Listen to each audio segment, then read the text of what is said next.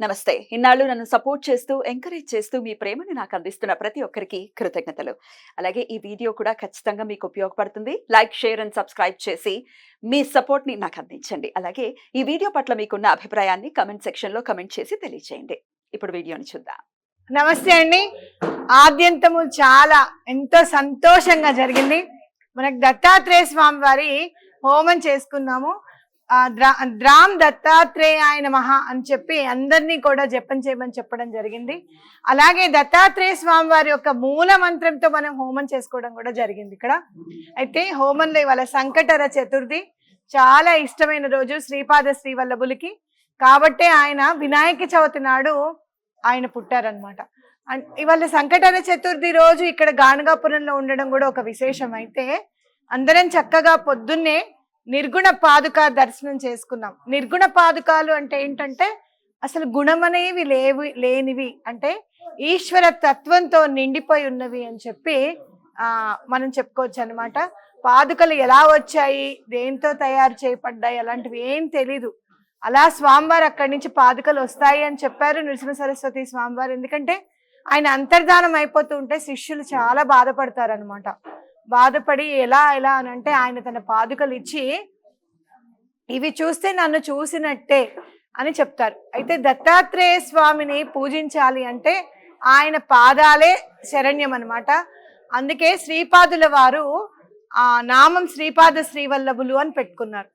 మీరు చూస్తే వల్లభ అనే మాట గణపతికి అటాచ్ అయి ఉంటుంది. మీరు ఎక్కడన్నా వింటే గనక సామవేదం షణ్ముఖ శర్మ గారు రాజమండ్రిలో వల్లభ గణపతి ఆలయాన్ని నిర్మించారు. ఇక గణపతి అంటే అసలు ఆయనను పూజిస్తే చాలు మన వెన్నంటే ఉంటాడు అనేది నా గట్టి నమ్మకం అనమాట. ఎందుకనంటే మనం ఇవాళ కల్లేశ్వరి కల్లేశ్వరి గుడికి వెళ్ళాము. ఎక్కడైతే ఈశ్వరుడు ఉంటాడో గణపతి కూడా అక్కడే ఉంటాడు. కాబట్టి ఇక్కడ పంచముఖ సింధూర గణపతి ఉన్నారనమాట. అయితే దండం పెట్టుకుంటుంటే చాలా ఆనందం అనిపించింది ఇవాళ సంకటహర చతుర్థి కాబట్టి. అలా హోమంలో తీస్తూ ఉంటే పంచముఖ సింధూర గణపతి సాక్షిగా, అంటే హోమం చాలా బాగా చేశారు, చాలా బాగా నిర్వహించారు అనే దానికి సాక్ష్యంగా పంచముఖ సింధూర గణపతి హోమ జ్వాలలో చక్కగా కనపడ్డారు. ఆ సింధూర వర్ణంలోనే కనపడ్డారు. అయితే మనం ఏ యజ్ఞం చేసినా కూడా దానికి అధిదేవత అని ఉంటారు. ఎవరయ్యా అన్ని యజ్ఞాలకి అధిదేవత అంటే యజ్ఞ వరాహస్వామి అధిదేవుడు అనమాట. ఆయన లేనిదే యజ్ఞం అనేది పరిపూర్ణం కాదు. ఈసారి నేను సింహాచలం వెళ్ళాలి అని చాలా సార్లు అనుకోవడం జరిగిందనమాట. ఎందుకంటే ప్రహ్లాదుడికి చూడండి ఎలాంటి కోరికో, స్వామి నేను నరసింహ అవతారాన్ని చూశాను కానీ వరాహ అవతారాన్ని చూడలేదు స్వామి అని అంటే, అవునా అని చెప్పి అప్పటికప్పుడే ఆయన వరాహ అవతారం చూపిస్తారనమాట. అంటే వరాహ నారసింహ అవతారము మనకి కనపడుతుంది అనమాట. అలా మనకి సింహాచలంలో ఉన్నారు కదా, సేమ్ సింహాచలంలో స్వామి ఎలా అయితే ఉంటారో అలానే యజ్ఞ వరాహ స్వామి కూడా ఇక్కడ మనకి కనపడ్డారు. మేము ఏం చేసినా కూడా ఆ లక్ష్మీ నరసింహస్వామి మాత్రం మమ్మల్ని వదలరు. ఏ యజ్ఞమైనా కూడా లక్ష్మీ నరసింహస్వామి కనిపిస్తారు హోమజ్వాలలు. అయితే ఈసారి నా మనసులో సింహాచలం వెళ్ళాలి అనే కోరిక ఉంది కాబట్టి స్వామి దత్తాత్రేయుడు అంటే అన్ని నేను మీకు చెప్పాను, నరసింహస్వామికి నృసింహ సరస్వతికి ఎటువంటి భేదము లేదు అని నేను చెప్పాను. దానికి నాకు తార్కాణం కూడా కనపడింది అనమాట. అది మీకు కూడా అది ఆల్రెడీ ఒకసారి చెప్పాను. అయితే నరసింహస్వామిని అయ్యో అలా చూస్తే బాగుండు కదా ఒక్కసారి, ఎందుకు వచ్చింది ఆ థాట్ అని మీరు అడగచ్చు. అక్షయ తృతీయ నాడు స్వామికి అక్కడ గంధం అరగదీస్తూ ఉంటారు అనమాట. నిజరూప దర్శనం అక్షయ తృతీయ రోజు అవుతుంది కాబట్టి అయ్యో మొన్ననే ఈ మధ్య కదా అక్షయ తృతీయ వచ్చింది, మనం చూడాలి స్వామిని ఒక్కసారి నిజరూప దర్శనం చేసుకోవాలి అని అనిపించింది. అయ్యో నేను వెళ్ళలేకపోయాను అని చెప్పి స్వామి ఇవాళ మనందరికీ కూడా హోమ జ్వాలలో స్వామి కనిపించారు. ఇది ఒక్కళ్ళ అదృష్టం కాదు. సమిష్టిగా గురువుని ఆరాధిస్తే, సమిష్టిగా ఏదైనా యజ్ఞం చేస్తే భగవంతుడు ఎలా మనని కరుణిస్తాడు అనేది ఇది ఒక చిన్న ఉదాహరణ మాత్రమే అని చెప్పుకోవచ్చు. అయితే నిన్న కొంతమందిలో ఒక బాధను చూశాను నేను. 2 రకాల బాధలు ఉన్నాయి. ఒకటి ఏంటంటే అక్కడ సంగమం సరిగ్గా కళ్ళతో వీక్షించలేకపోయామే అని బాధ ఒకటి. 2 ఏంటంటే నిన్న జరిగిన తోపులాట మామూలు తోపులాట కాదు. అక్కడికి వెళ్ళి ఇక్కడికి వచ్చే లోపల మనకి చాలా లేట్ అయిపోయింది అనమాట. దాంతో పల్లకి ఉత్సవం స్టార్ట్ అయిపోయింది. సరే, కొంతమంది వెళ్ళగలిగాం, కొంతమంది వెళ్ళలేకపోయాం. జనరల్ గా ఎవరికైనా కూడా వెళ్ళలేని వాళ్ళకి బాధ కలుగుతుంది. అయ్యో సంగమాన్ని సరిగ్గా చూడలేకపోయామనే బాధ అయితే మాత్రం రుద్రతీర్థం చూసాము ఇవాళ, అందులో ఆ బాధ తీరిపోయింది. దాంట్లో ఇంకా మనకు ఇంకొక రుద్రతీర్థం చూసాము. స్వామి ఒక మనిషిని ఎలా రక్షిస్తారు అనేది కూడా లైవ్ ఎగ్జాంపుల్ కనపడింది అక్కడ. అంటే ఏకంగా ఎటువంటి పరిస్థితుల్లోనూ ఆత్మహత్య చేసుకోవాలి అని అనుకున్న ఒక పెద్ద ఆయన పెరాలసిస్ పేషెంట్, ఆయన ఎలా ఈత కొడతాడు? పడిపోయి భయం వేసి పైకి రావచ్చు, అలా కాదు. ఆ పెరాలసిస్ పేషెంట్ అందులో పడిపోతే స్వామి తీసుకొచ్చి, ఏరా గాణగాపురం వచ్చి చచ్చిపోతావా, కుదరదని చెప్పి ఒడ్డుకు తీసుకొచ్చి 25 జన్మల పాపాన్ని నేను కడిగేస్తానని చెప్పి స్వామివారు చెప్పడం, ఆయనను అక్కడ ఉంచడము. ఆయన ఎంతో సంతోషంగా నేను అసలు మందులే వాడకుండా లేచి నించోగలుగుతున్నాను, వాకర్ సాయంతో నడవగలుగుతున్నాను అనేది చెప్పడం. ఇది ఎంతమందికి సంగమం వెళ్తే ఎంతమందికి అదృష్టం దొరుకుతుంది చెప్పండి. సంగమంలో నిన్న మనం చూడలేకపోయాం, కానీ ఇక్కడ రుద్రతీర్థంలో స్వామివారి లీలని ఇప్పుడు చూస్తున్నాం మనం. అప్పుడు పరమాచార్య గారు చేశారండి, నరసింహ సరస్వతి స్వామి వారి సతీకట్టలో ఉంటే అక్కడ బతికించారండి. అలాంటివి చదువుకుంటూ ప్రత్యక్షంగా కూడా మనం ఇవాళ లీల చూసాం. అదొకటి స్వామివారు మనకి ఇచ్చిన బోనస్ గా పరిగణించాలి. రెండోది ఏంటంటే, నిన్న పల్లకి దర్శనం చేసుకోలేదు, పల్లకి ఉత్సవాన్ని చూడలేకపోయాము అన్న వాళ్ళకి స్వామివారు మనకిచ్చిన బోనస్ ఏంటో తెలుసా? నేను ఓన్లీ ఇక్కడ యజ్ఞానికి మాత్రమే వాళ్ళకి చెప్పాను. ఇక్కడ రుద్రాభిషేకం జరగడం అంటే, నృసింహ సరస్వతి స్వామి వారికి రుద్రాభిషేకం అంటే చాలా ఇష్టం. ఆయనని ప్రసన్నం చేసుకోవాలంటే రుద్రాభిషేకమే. అందుకే మీరు గుళ్ళో కూడా చూడండి, అందరికి 5,000 మినిమం 5,000 తీసుకుంటారనమాట. అంటే రుద్రాభిషేకానికి 1,100, దర్శనానికి మళ్ళీ మీకు ఎవరికన్నా భోజనం పెడతారా అమ్మ, మీకు భోజనం ఏమైనా కావాలా, ఇలాంటి వాటి అన్నిటికీ కలిపి టోకెన్ అమౌంట్ ఒకటేసారి 5,000 వరకు తీసుకుంటారు. ఇంతమంది రుద్రాభిషేకం చేశారు అంటే ఎన్ని వేల రూపాయలు మనకి స్వామివారు ఇచ్చారో చూడండి. అలాగే రుద్రాభిషేకం చేశాము అంటే అన్ని కోరికలు తీరుతాయన్నమాట. స్వామి వచ్చి కూర్చొని రుద్రాభిషేకం చేయించుకున్నారు ఇక్కడ.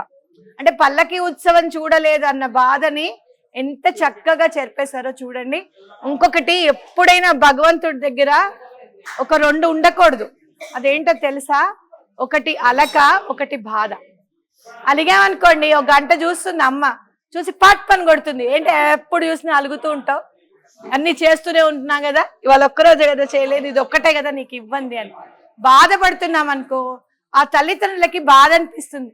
ఏంటయ్యా ఎప్పుడు ఏదన్నా అడుగుతుంది, కొనిపెడుతూనే ఉన్నాం కదా కష్టపడి, అయినా ఇంకా బాధపడతారేంటి అని చెప్పి. కాబట్టి మనకి తల్లిదండ్రులు, మనందరికీ తల్లిదండ్రులు ఎవరు అంటే భగవంతుడు, గురువు. ఆయన దగ్గర నాయన నువ్వు నాకు ఇది ఇవ్వలేదను, లేకపోతే అయ్యో నేను ఇది చేసుకోలేకపోయానని అలక, బాధ ఎటువంటి పరిస్థితుల్లోనూ ఉంచకండి. ఏదైనా మీకు ఇవ్వలేదు అని అంటే దాన్ని 10 చేసి మీ ఒడి నింపడానికి ఆయన రెడీగా ఉన్నాడు అనేది గుర్తుపెట్టుకోండి. దానికి వాళ్ళ తార్కాణమే మనకి రుద్రతీర్థంలో ఆ లైవ్ ఎగ్జాంపుల్ అయినది, ముసలాయనది, పెద్ద అయినది, అలాగే ఇక్కడ జరిగిన రుద్రాభిషేకం ఒకటి. కాబట్టి భగవంతుడి దగ్గర తృప్తి అనేది చాలా ఇంపార్టెంట్. నాకు వచ్చేసింది, నేను హ్యాపీగా ఉన్నాను అని మేనిఫెస్టేషన్లో చెప్పడం ఏంటి అంటే, ఐఎమ్ సాటిస్ఫైడ్, నాకు చాలా సంతోషంగా ఉంది అంటే గ్రాటిట్యూడ్. ఈ 2 చాలా ఇంపార్టెంట్ మనకి. కాబట్టి అదొక్కటే మనం, అంటే మీకు తెలియదు అని కాదు, గుర్తించడానికి నేను గుర్తించగలిగాను కాబట్టి మీరు కూడా గుర్తించండి. ఆ మనసులో ఉన్న చిన్న బాధను కూడా తీసేసేయండి, ఆనందంగా ఉండండి అని చెప్పడం. అయితే ఎప్పుడు మేము యాత్ర చేసినప్పుడు కానీ, లేకపోతే ఎక్కడికన్నా వెళ్ళినప్పుడు కానీ అందరినీ పిలిచి మీకేమనిపించింది, మీకేమనిపించింది, మీకేమనిపించింది అని అడుగుదాము అనేది ఒక పరిపాటి. కానీ ఈ యాత్రకు మాత్రం నేను అట్లా అడగట్లేదు. మీ అందరూ కూడా 1 మినిట్ మించకుండా యాత్రకు సంబంధించింది ఒక వీడియో పెట్టండి.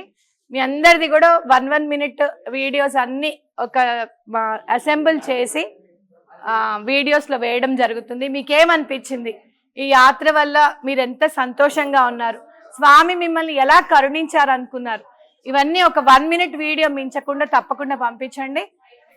అది కూడా వేయడం జరుగుతుంది అన్నమాట. యాత్ర చాలా సఫలీకృతం అయిందని నేను భావిస్తున్నాను. భగవంతుని అనుగ్రహంతో కేవలం శ్రీ గురుల అనుగ్రహంతోనే ఇంత సాధించగలిగాము అనేది మాత్రం చాలా సంతోషం. యాత్ర వేస్తున్నాము అనగానే మీరందరూ కూడా రెస్పాండ్ అయ్యి వచ్చినందుకు నాకు చాలా సంతోషంగా ఉంది. ఈ యాత్ర వల్ల నేను ఎంతో ఇంకా చాలా మహోన్నతమైన ఆనందాన్ని మూటగట్టుకున్నానని చెప్పడం మాత్రం అది అతిశయోక్తి ఏం కాదనమాట. ప్రతి ఒక్కళ్ళు ఇక్కడికి వచ్చినప్పుడు 80 మెంబర్స్ నేను ఎలా గుర్తుపడతాను వీళ్ళని, వీళ్ళు అని చెప్పి నేను ఎలా, వీళ్ళు మనవాళ్ళు అని నేను ఎలా గుర్తుపడతాను అని చెప్తే ప్రతి ఒక్కళ్ళ ఫేస్ చూసినప్పుడల్లా వీళ్ళు మనవాళ్లే అని చెప్పింది గుళ్ళో కూడా నేను గుర్తుపట్టగలిగాను అనమాట. కాబట్టి అది భగవంతుడి అనుగ్రహంగా నేను భావిస్తున్నా.